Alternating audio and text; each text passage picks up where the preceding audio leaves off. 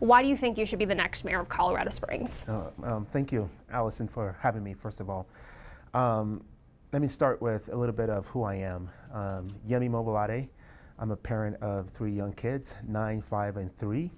The struggle is real. My wife, Abby, who is incredible. She is an ICU nurse and a nursing educator. So as you can imagine, our lives are busy. I moved to the city about 12 years ago. I'm actually an immigrant.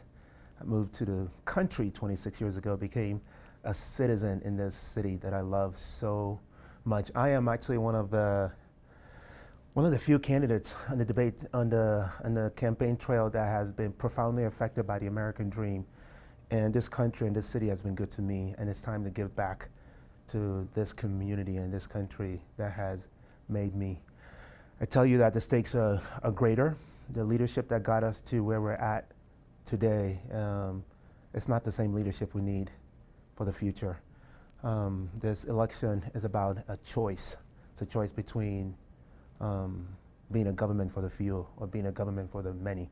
It's a choice between status quo and great. And when you look at the stakes and you look at what is required, I come to the table with a unique set of skills and ability, whether it's my triple strengths leadership, my impact and experience and leadership in all 3 sectors, private, nonprofit, and civic.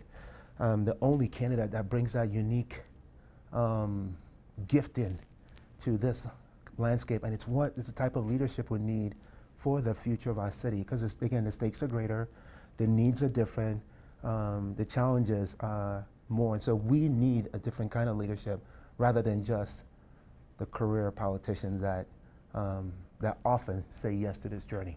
Yeah. Let's talk about some of your priorities. You talk about affordable housing. Some of the programs or ideas that you have listed include expanding funding sources for building affordable housing and appointing a chief housing officer. You've done your homework. Thank you. How do you plan to pay for these programs? No, absolutely. So that's so let's talk about the chief housing officer for one. So not a new role within the city. Actually, I'm only the candidate. I'm the only candidate with actual city administration experience. I have been one of the 2,500 people that I'm about to lead. So I understand the inner workings of government. So with the chief housing officer, I will be reimagining a role within the community development division that reports directly to me. And this role will help advance all the housing priorities, the city's housing priorities, while giving preference to attainable and affordable housing projects. With your question around financial incentives, there are incentives on the state, a current bill that was just passed on the state level, and incentives on the federal level. I want to make sure that we are getting our own fair share.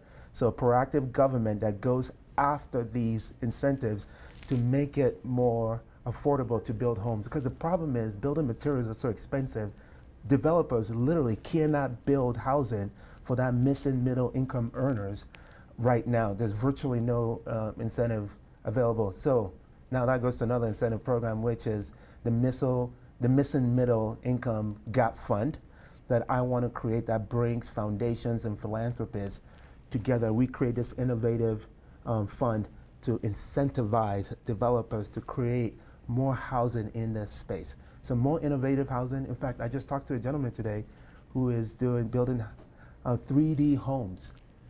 Yeah, check that out, 3D homes to help. It's a new type of homes that would actually help solve our housing challenges. Got it. So it sounds like dipping into a couple of existing programs and then taking a look at some of these newer solutions. Exactly. And Alice, it's important for me to mention that one of the things I like to do is look at best practices across the country. So some of these ideas I've stolen from other cities that are ahead of us, and I can't wait to implement some of these locally. Yeah, can you name some of those programs and cities that you've One of them I just named is the Missing Middle Gap Fund. And that's exactly what they've done is bring in the stakeholders around the table. So you got business, you got the business and developers, you got philanthropists and foundation. And literally one of the 2 things they do is not only providing the fund to help with some of these housing development, but it's also the fund to promote and encourage innovative housing. And you see it in cities like Austin, Texas, and some of the other benchmark cities that we compare ourselves too. And I want these cities to be looking, eventually to be learning from us. Yeah. And that's a vision of Colorado Springs that I have. Yeah. I gotta ask, in 2020, the Department of Labor ruled in favor of the employees of your business. Your Right. critics say that you engage in a practice called union busting.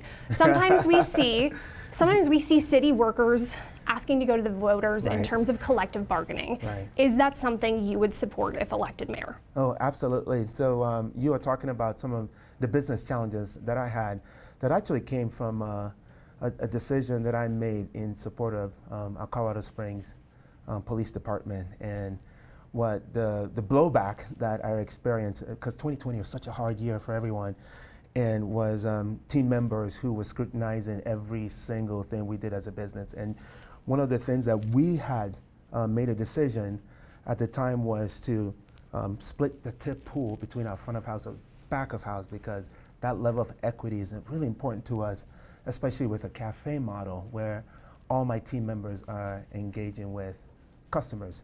So what we've learned was the minimum tip credit, we couldn't do that, but we can do it with the full minimum wage, which is what we're doing right now. And historically, all our team members have always made above minimum wage. So yes, that will continue. Equity is really important.